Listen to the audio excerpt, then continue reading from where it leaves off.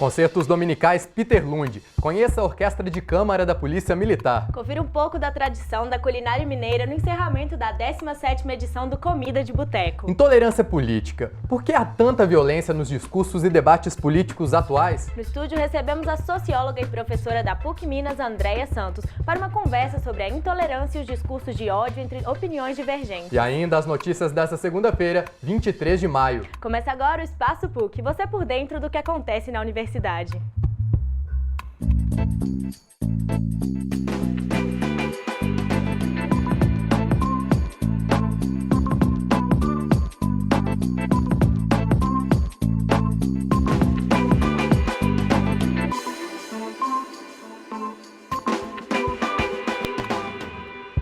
Olá! O curso de extensão à mediação na legislação brasileira está com as inscrições abertas. Ele vai ser realizado no campus Coração Eucarístico e nas unidades Praça da Liberdade e São Gabriel. Voltado para os alunos e profissionais dos cursos de Direito, Serviço Social, Psicologia e Relações Internacionais, o curso tem como objetivo proporcionar condições para que os participantes desenvolvam competências como a habilidade de trabalhar com a mediação através da capacitação para gerenciar conflitos e identificar soluções. Para a unidade Praça da Liberdade, as inscrições podem ser feitas até o dia 8 de junho. Para o campus Coração Eucarístico, as inscrições devem ser feitas até o dia 15 do mesmo mês.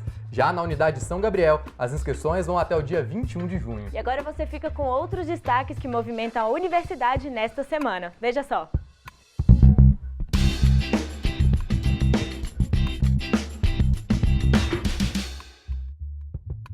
O campus Coração Eucarístico recebe o Encontro Nacional das Escolas de Comunicação entre os dias 24 e 25 de maio. O evento é uma parceria com a Universidade Federal de Minas Gerais e traz como tema os desafios da formação em comunicação. A proposta é analisar o papel da escola de comunicação, desde a formação do profissional até as práticas de extensão, pesquisa e ensino.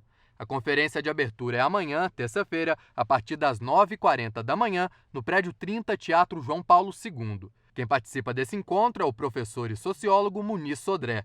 Mais informações no endereço fca.pucminas.br. Na quarta-feira, 25 de maio, é a vez da Pastoral da Unidade São Gabriel e o Núcleo de Estudos Sociopolíticos da PUC Minas, Unesp, promoverem um debate sobre o atual cenário político brasileiro. Com o tema Impeachment, Impactos no Brasil e na América Latina, o evento vai reunir o professor Júlio Aguiar de Oliveira, mestre e doutor em Direito pelo UFMG, e o cientista social Frederico Santana Rick. O encontro acontece às 19h na PUC São Gabriel. Passa a circular nesta semana a 13ª edição da revista PUC Minas, que traz como matéria principal a intolerância, com uma reflexão sobre as atitudes desrespeitosas que têm marcado o mundo contemporâneo. Entre os assuntos abordados nesta edição está o projeto da universidade que leva alegria aos hospitais da região metropolitana de Belo Horizonte e uma iniciativa que contribui para a redução da pena de detentos da Associação de Proteção e Assistência ao Condenado, a APAC, a partir da leitura de autores clássicos. Ficou curioso? Acesse a versão eletrônica da publicação no endereço pucminas.br/revista. E no último sábado, o tradicional concurso Comida de Boteco chegou ao final da sua 17ª edição. Pois é, Sérgio, uma grande festa para premiar os 5 botecos vencedores. E diferente dos outros anos, o tema para a elaboração dos pratos foi livre. E a liberdade favoreceu uma criatividade ainda maior. Bom, Mari, não é exagero falar que em Minas nós também consumimos história, né? E por isso eu fui conferir de perto o encerramento do evento e conversei com algumas pessoas a respeito da história da culinária mineira. Veja só. Torresminho, a pururuca e uma costelinha para se comer com os olhos. Uma infinidade de ingredientes de raiz que dão origem à culinária tipicamente mineira. Mas afinal, você sabe onde tudo começou? Infelizmente não. Não conheço. Mais ou menos. Eu acho que vem do tempo dos meus avós. A resposta não está errada, mas a tradição gastronômica de Minas Gerais teve início ainda há mais tempo, antes mesmo do ciclo da mineração no estado. Basta dar um pulinho na história para entender. Afastada do litoral, a região do Cerro do Frio, em Minas Gerais, antes da chegada dos colonizadores, era habitada pelos índios botocudos. Tratava-se de uma tribo conhecida pelas enormes argolas enfiadas nos lábios e nos lóbulos das orelhas. Da presença indígena, a cozinha mineira herdou muitos elementos, como o uso de raízes e brotos. Os frutos encontrados no mato, a caça, a pesca. Os utensílios, os modos de preparo e tempero dos alimentos. Enfim, o aproveitamento dos recursos que a terra dava. Os tempos são outros, mas muita coisa permanece presente até hoje. E como por aqui comida e tradição se misturam, há 17 anos Minas é palco do Comida de Boteco. A gente entende que o boteco ele é um elo de ligação cultural com o brasileiro, né? Então, assim, é um lugar onde as pessoas se confraternizam, querem comer uma comida caseira, comer na rua como se fosse uma comida feita em casa. Esse é o perfil e esse é o que a gente busca preservar.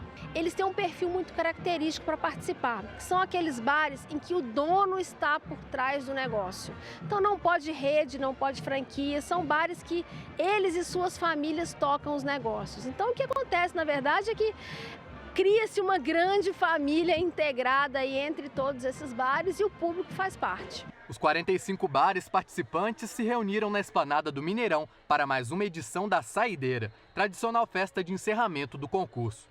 E olha só que legal, nós encontramos o responsável por batizar os pratos com algum nome diferente, é o Paulo Benevides, o famoso Bené. Paulo, conta pra gente, como que surgiu essa ideia? A ideia, a Comida de Boteco tem 17 anos e o Batemático tem 15. Nós somos o mais antigo na Comida de Boteco. Desde o início que nós colocamos os nomes no prato. Eu tenho Lampião e Maria Bonita, eu tenho Frustração de Noiva. E o mais interessante é o joelho, né? Que eu coloquei Fenômeno no Castelo de Chantilly, que foi a briga do Ronaldinho, né? Com a Cicarelli lá em Paris. Por aqui, a comida também tem um importante papel de reunir a família no preparo dos alimentos. Cozinheira, atendente, tem o supervisor, que é meu marido, que ele só fica rodando. Tem a outra filha também que é atendente, a sobrinha que é atendente, a tia que é atendente, tá todo mundo parente. Trabalhar em família é sempre muito bom, né? A gente, além de ter esse lado familiar, ficar todo mundo junto, a gente consegue se entender bem, se virar e, né, enfim, fica tudo mais agradável, muito melhor. Magda veio com as amigas participar do evento. Uma prova de que o mineiro se reúne mesmo em torno da mesa. Somos conhecidos, né? Tem cabeleireira, professor e tudo, e a gente começou a reunir em casa. Aí agora a gente falou assim, não, vamos para barzinho, conhecer, né, todo mundo e as comidas. Tem coisas que você não vê o pessoal fazendo mais, né? E aí a gente está curtindo muito, porque a maioria é de interior. Então a comida que você gosta está no interior, né? Então por isso está sendo muito bom. E seja no fogão a lenha, com a gamela de cobre, a culinária mineira ainda tem muita história para contar. E o Washington está aí para confirmar. Ele é proprietário do bar Jatoíno, que nesta edição foi tricampeão do Comida de Boteco. Eu tentei fazer uma abordagem do aligot, embora seja francês, mas o que é? Eu substituí a batata pela mandioca, que é tradicional nossa, peguei queijos, não de fora, mas queijos tradicionais nossos, embora que não são tão conhecidos, mas que são produzidos em Minas. É o que eu falo, eu sempre disse, o mineiro, a visita entra não pela porta da sala, entra pela porta da cozinha, ou seja, é a nossa tradição. Parabéns aos vencedores e uma novidade, o campeão mineiro participará de um evento que premiará o melhor boteco do Brasil na etapa nacional que acontece dia 5 de julho no Rio de Janeiro. Bom, e de 15 em 15 dias, o Museu de Ciências Naturais da PUC Minas é local do encontro da comunidade com a cultura. Em parceria com a fundação que mantém o museu, existe uma programação especial para quem vai lá aos domingos de manhã. E além dos eventos, tem ainda a visitação a um dos mais completos museus do Brasil. E nessa última semana foi a vez de conhecer um pouco mais sobre a música clássica e ver um lado diferente apresentado pela Polícia Militar. Você já pensou em todas as atuações da Polícia Militar? É possível que se surpreenda com uma área tradicional, mas não tão conhecida da instituição, a Orquestra Sinfônica, existente desde 1949.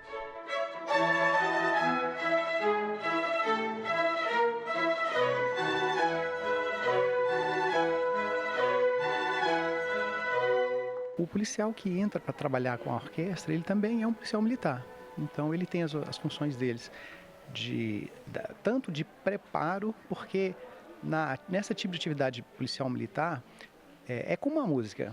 A gente não chega e já vai para um evento, já vai para um emprego operacional sem preparo. Então, os policiais eles precisam se preparar, eles têm atividade física, têm atividade de treinamento de tiro, treinamento de defesa pessoal, para ser empregado, assim como na música. A gente chega assim e toca, né? Então, a gente tem que preparar. Então, a gente tem que conciliar essas atividades todas e com a música. Então, o policial hoje, ele faz um concurso, ele vem para a área musical, mas tem as outras empenhos também operacionais. A orquestra participou do projeto Concertos Dominicais Peter Lund, no Museu da PUC Minas. A apresentação faz parte da programação cultural da universidade e atrai sempre um grande público. Essa proposta é oferecer à comunidade, sobretudo mais próxima à PUC, boas oportunidades de cultura, certo?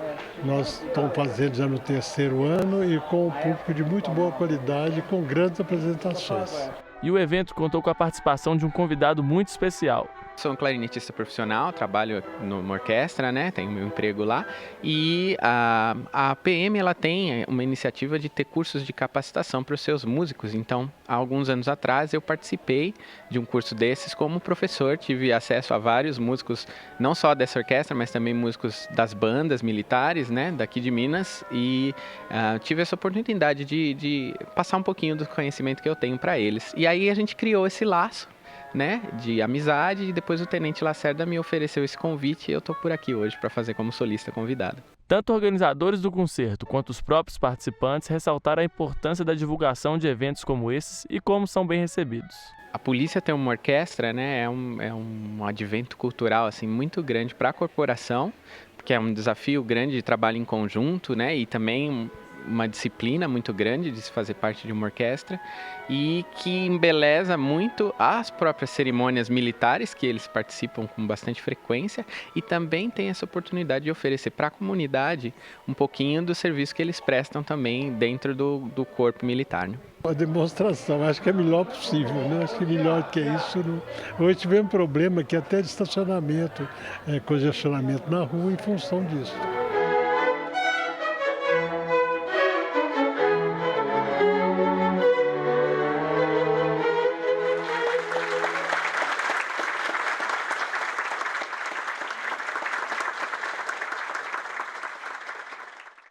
O Espaço PUC vai para um rápido intervalo e no próximo bloco trazemos para a discussão um fato recorrente nos discursos políticos atuais, a intolerância entre opiniões divergentes. E para falar sobre o tema, vamos receber no estúdio a socióloga e professora do Departamento de Ciências Sociais da PUC Minas, Andréia Santos. Mas antes do intervalo, você fica com o hashtag na PUC Minas. Não saia daí!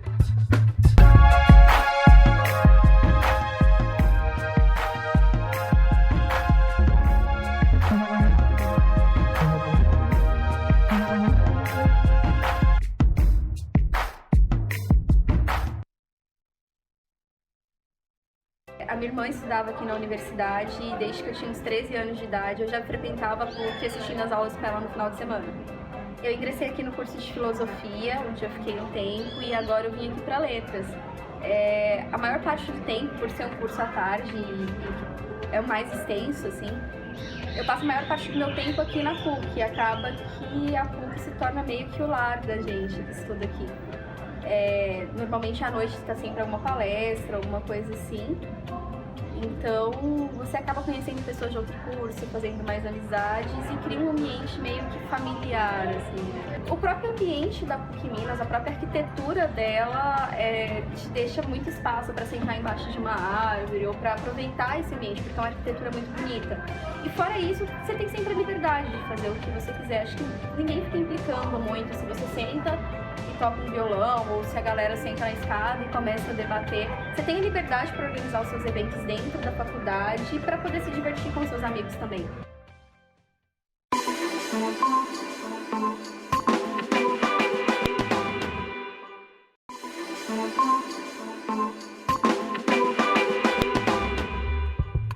O Espaço PUC está de volta e agora nós trazemos uma reflexão sobre a intolerância política. Diante do conturbado cenário político que vivemos, as opiniões estão cada vez mais polarizadas. Pois é, Sérgio, essa divergência tem gerado discursos de ódio presentes desde as manifestações nas ruas até os textos postados nas redes sociais.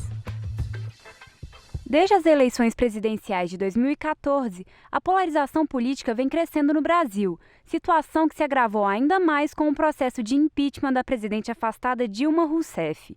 Desde o início do ano, milhares de brasileiros ocuparam as ruas por todo o país, em atos contrários e a favor da continuidade do governo do PT.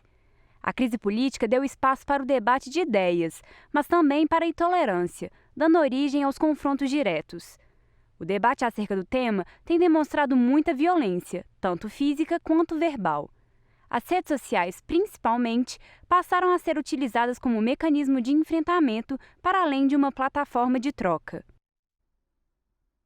Mas afinal, por que tanto ódio entre nós? Por que não conseguimos respeitar, as diferentes opiniões e tornamos isso motivo para intolerância política? Quem nos ajuda a refletir sobre o tema é a Andréia Santos, socióloga e professora do Departamento de Ciências Sociais da PUC Minas. Professora, seja bem-vinda ao Espaço PUC. Muito obrigada. Bom, professora, essa intolerância política que a gente tem notado, ela acontece principalmente por causa dos últimos acontecimentos políticos ou ela sempre esteve presente e só agora ela está ganhando uma outra dimensão? Olha, ela acirrou nos últimos anos, né? Então, assim, desde quando nós tivemos o segundo turno desse pleito eleitoral, em que a Dilma Rousseff foi reeleita, nós vimos um acirramento. Parte desse acirramento, internamente, está explicado por um congresso que eu costumo brincar, que é um congresso BBB, do boi, da bala e da Bíblia, né? A gente teve uma guinada muito intensa à direita no nosso país e que aí acabou formando uma tropa de choque de um lado e do outro para poder mostrar quem é que poderia ter, eu vou chamar de razão, apesar de não ser o termo mais adequado, mas quem poderia melhor dizer a respeito dos seus posicionamentos políticos. Mas essa não é uma tendência só nacional. Se você for observar e acompanhar noticiários fora do país, nós vamos ver que essa polarização também na rede está presente em outros lugares, em outros países. Se a gente puder acompanhar um pouquinho do pleito eleitoral agora, que começa nos Estados Unidos, entre Hillary Clinton e o possível candidato, os dois possíveis candidatos, a Hillary Clinton e o... Ai, gente, esqueci o nome dele, estou vendo aquela figura, Donald Trump.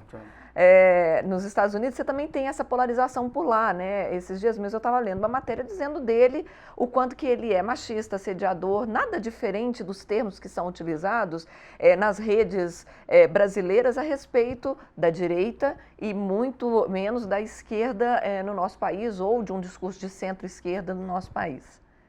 Então, você vê que tem essa polarização e esses discursos de intolerância mundo afora. Aqui, particularmente, nós vimos isso ser acirrado a partir do segundo turno das eleições. Professor, e esse discurso de ódio, ele está ainda mais marcado, nas manifestações, nas conversas entre família, entre amigos? Ah, com certeza. Quem na família não tiver os dois lados representados é uma família praticamente feliz.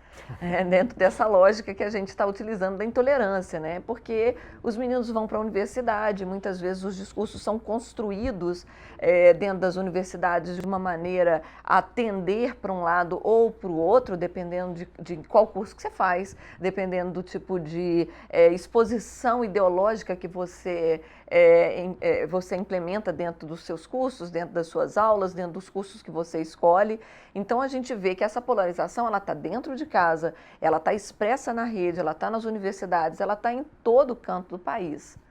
Professora, e nas redes sociais agora tem até o termo do textão, que nós sempre vemos, e muitas pessoas optam por deixar de seguir ou excluir aqueles que têm opiniões contrárias. Sim. É uma forma de diminuir essa disseminação do ódio ou só vai aumentar isso eventualmente? Na verdade, são escolhas, Você escolhe, o próprio Facebook, se você for observar, ele foi criado numa plataforma que te permite selecionar aqueles que são iguais, Ele te dá uma chance de paridade de opiniões e de vontades e de gostos, ele já te oferece isso como oportunidade. Quando você tem alguém que é muito divergente, que você é uma pessoa que vai buscar essas divergências olhando na página do outro e isso começa a chegar para você, isso causa incômodo. E aí, uma das formas de você livrar-se do incômodo cotidiano é bloquear, tirar a pessoa. Agora a gente já tem a opção do vomitaço, não sei se vocês já estão acompanhando o vomitaço, não, vomitaço para esse tipo de expressão, por aquele outro, Então as pessoas vão usando recursos que vão deixando claro, isso também é importante da gente pensar, qual é a sua posição política no mundo polarizado. Então, me parece muito claro que as pessoas busquem opiniões próximas até para poder reforçar argumentos, né, nas discussões que estão intensas, para você compreender melhor um lado, pelo menos, dessas discussões. É lógico, muitas vezes a gente julga o outro lado com as mesmas palavras que nós somos julgados. Os mesmos termos, se você for observar, né, de intolerância, de burrice ideológica, de incompreensão política e uma expressão que as pessoas gostam muito, só você não quer ver que eu estou com a razão.